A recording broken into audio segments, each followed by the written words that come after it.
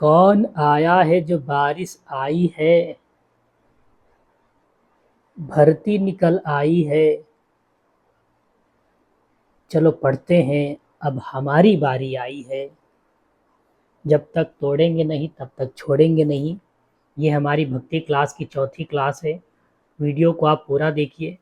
Video अच्छा लगे तो लाइक करिए, चैनल को सब्सक्राइब कर दीजिए, बेल आइकन दबाइए ताकि आपको नोटिफिकेशन पहले मिले, वीडियो आपको पहले मिले। तो चलिए शुरू करते हैं। क्वेश्चन नंबर 351 क्या कहता है?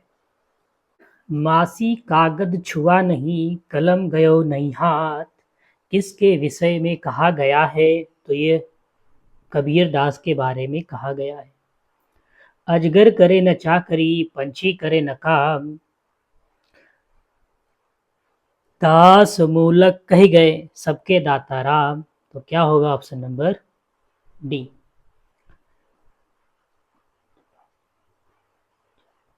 रज्जब अली खां के गुरु का क्या नाम था? जो रज्जब अली खां थे उनके गुरु का क्या नाम था? गुरु थे, कौन थे?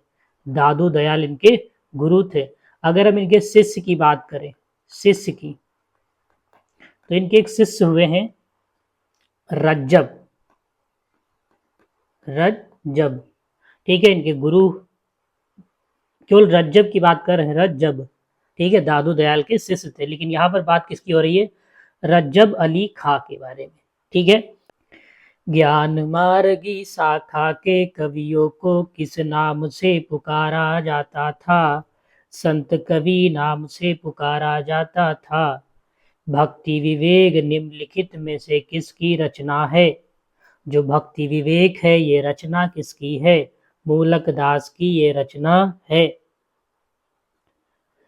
कबीर की वाणी का जो संग्रह है वो बीजक कहलाता है। इसके भाग कितने हैं? तो 3। संत साहित्य में प्रयुक्त में से क्या है? तो वक्रानली। जन्म काल के अनुसार निम्नलिखित कवियों का सही अनुक्रम बताइए। तो सबसे पहले कबीर आते हैं, दूसरे पे गुरु नानक आते हैं, तीसरे पे दादू दयाल आते हैं, चौथे पे मूलक दास आते हैं। तो राइट आंसर क्या होगा? राइट आंसर हमारा होगा सी। अगर हम इनके जन्म की बात करें कि कबीर दास जी का जन्म कब होता है, तो कबीर दास जी का जन्म सन 1398। अगर हम गुरु नानक की बात करें 1469, इनकी बात करें तो 1544, दादू दयाल की बात करें तो 1574। आगे बढ़ो। आचार्य रामचंद्र शुक्ल आचार्य रामचंद्र शुक्ल के अनुसार कबीर ने अपनी साखियों में साधु घड़ी भाषा का प्रयोग किया है।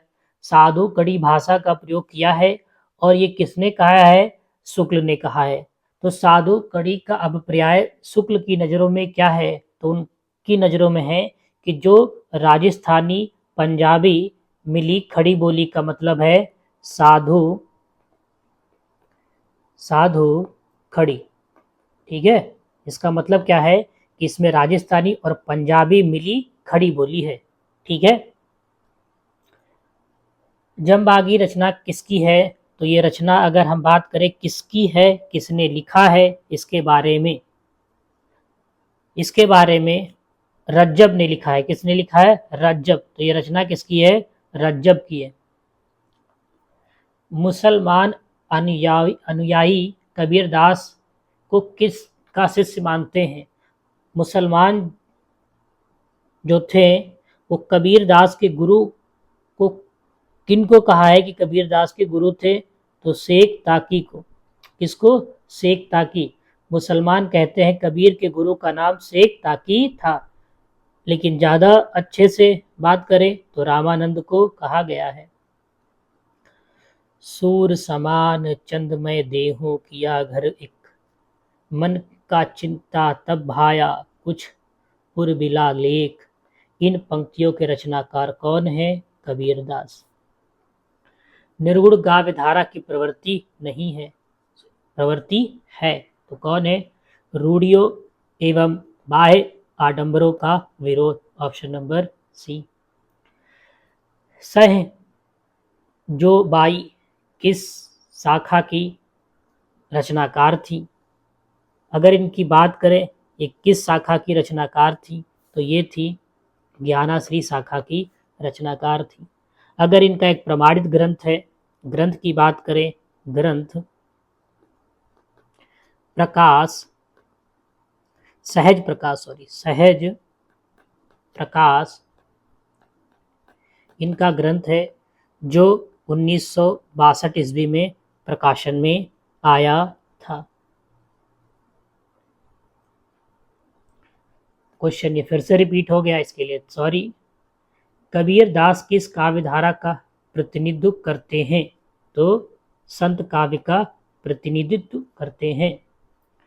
निर्गुण संत कवियों में सबसे ज्यादा शास्त्र ज्ञान सुनिश्चित था, किसके पास सबसे ज्यादा शास्त्र ज्ञान था? तो सुंदरदास। इन्होंने 12 वर्ष तक काशी में योग साधना की थी। क्या की थी? योग साधना की थी।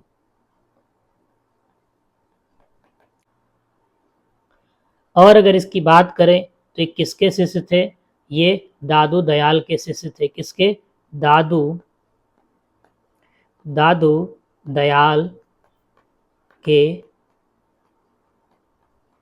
शिष्य थे। सगुण भक्ति का प्रतिनिधि सूरदास माने जाते हैं, तो निर्गुण भक्ति का प्रतिनिधि किसे कहा जाएगा? तो कबीरदास को। आगे लिखा नहीं है, छूट गया। हरडे वाड़ी एवं अंगवधु किसकी वाड़ी का संकलन है? तो किसकी वाड़ी का संकलन है? तो ये किसका है? दादू दयाल का है। किसका है? दादू दयाल का ये है। अगर हम बात करें इसके रचनाकार की, तो इसको किसने लिखा है? तो उनके जो शिष्य थे, संत दास, जगन्नाथ दास,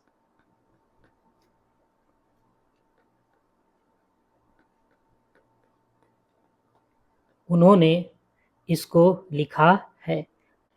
ज्ञान बोध के रचनाकार कौन हैं? सुंदरदास, रज्जब, मूलक दास, इनमें से कोई नहीं। तो किसकी रचना है? मूलक दास की ये रचना है।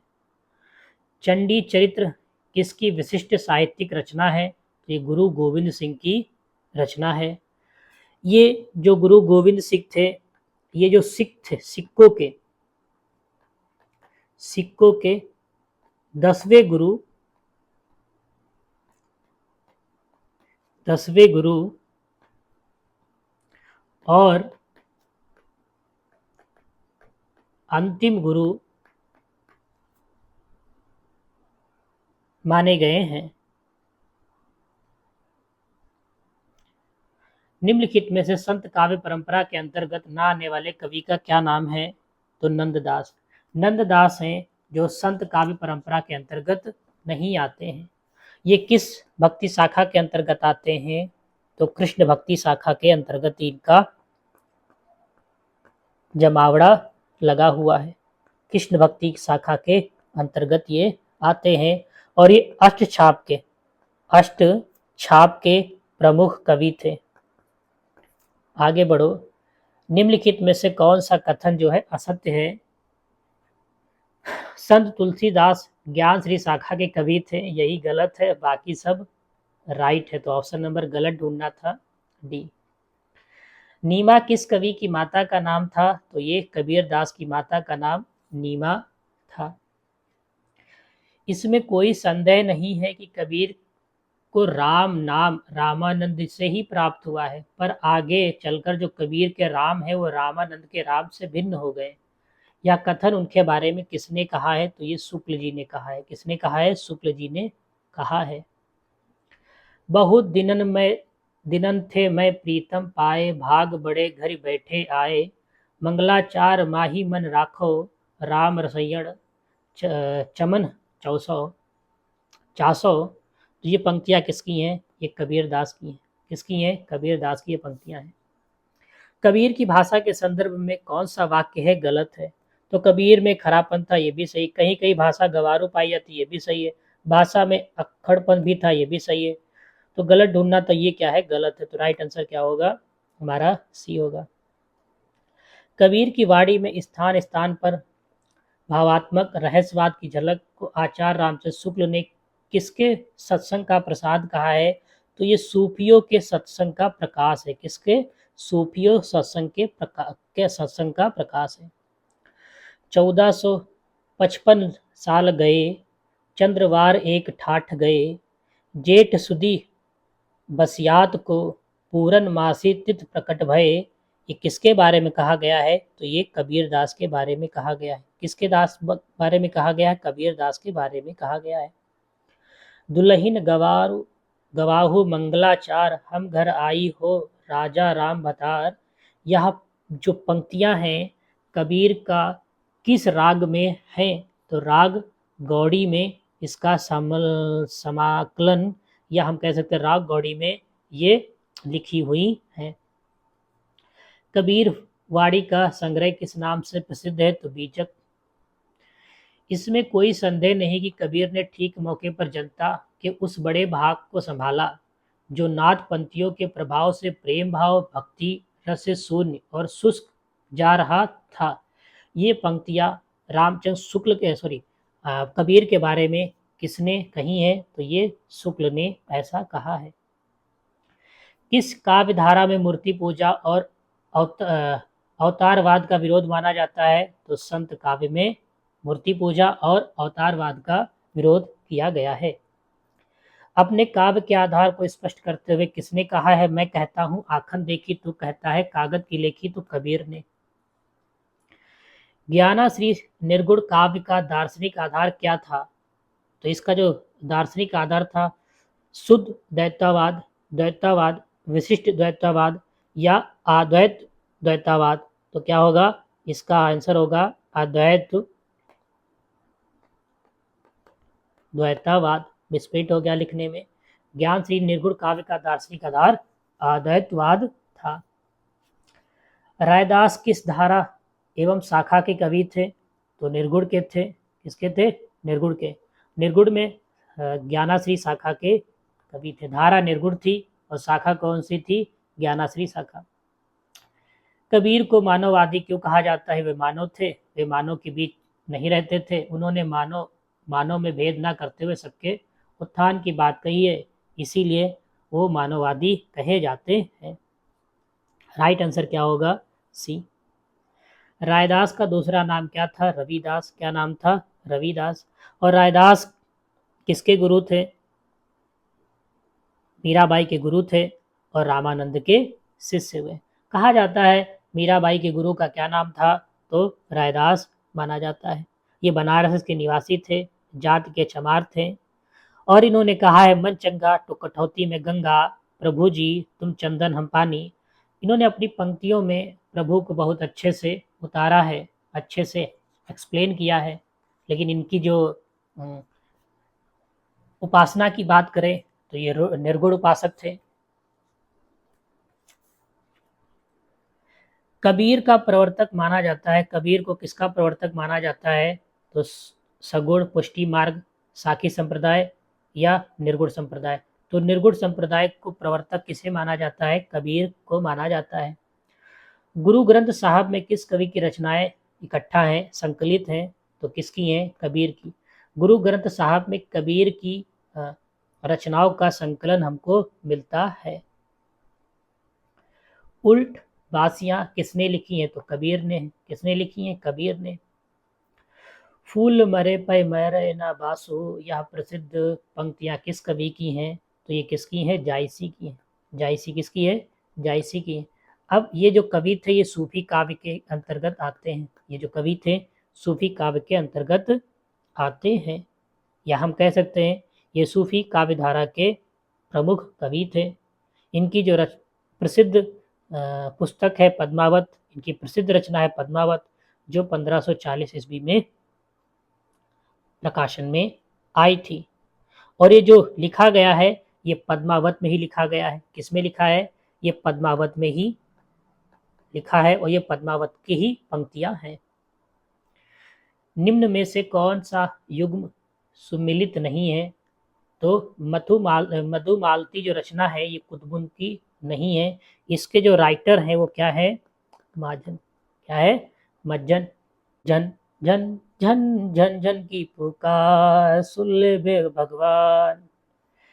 पद्मावत का बंगला अनुवाद किसने किया है? जो पद्मावत लिखा है मोहम्मद मलिक जायसी ने, तो इसको जो हम कहे बंगला में अनुवाद किसने किया है? आलो उजाला। ठीक है, और ये किसके कहने पर उन्होंने किया था? तो ये 1650 ईस्वी में एक थे अरकन के वाजिर। क्या थे? अनकर के वाजिर मगन ठाकुर के कहने पर इन्होंने किया है 1650 में। प्रकाशन भी पूछ लेता है।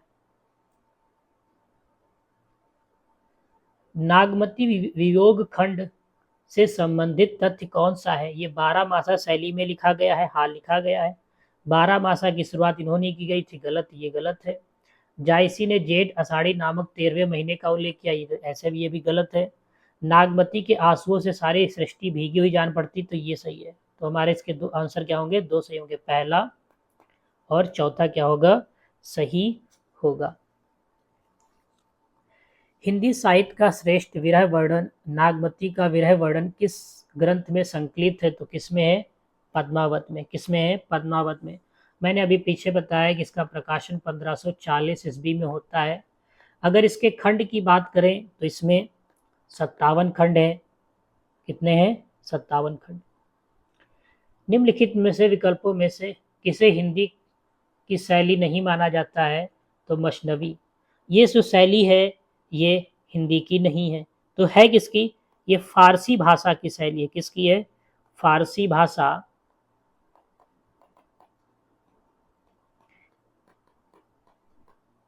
की शैली है। सूफियों ने अपने काव्य में इस शैली का बहुत प्रयोग किया है।